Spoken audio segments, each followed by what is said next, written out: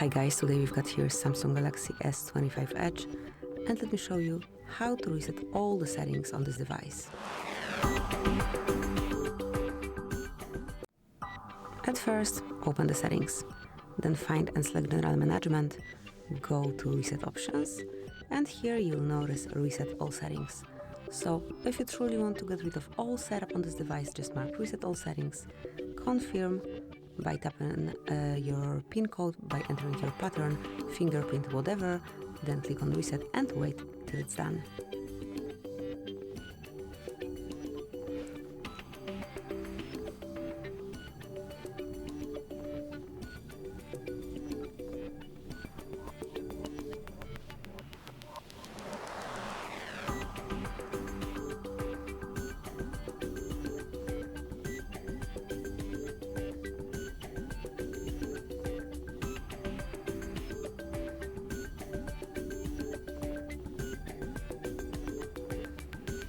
And now just swipe to unlock.